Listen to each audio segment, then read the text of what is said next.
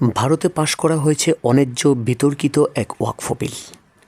আসসালামু আলাইকুম রাহমাতুল্লাহ। বন্ধুরা, ভারতে মুসলিমদের ওয়াকফকৃত জমি অবৈধভাবে জবরদখল করতে চায় ভারতের হিন্দুত্ববাদী বিজেপি সরকার, যেখানে ওয়াকফকৃত জমির পরিমাণ প্রায় 9 লক্ষ একরের উপরে।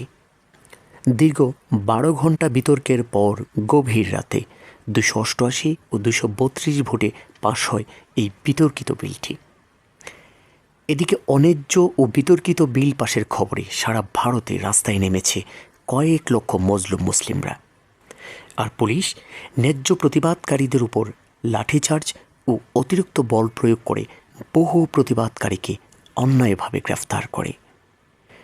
এদিকে সংসদ ওয়াকফ বিলের খসড়া কপি ছিঁড়ে প্রতিবাদে জানিয়েছে ভারতের বিখ্যাত রাজনীতিবিদ আসাদুদ্দিন ওয়াইসি।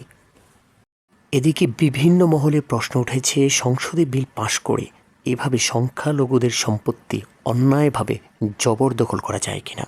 কারণ যেখানে পৃথিবীর প্রতিটি দেশেই রয়েছে কোনো না কোনো ধর্মের সংখ্যালঘুরা।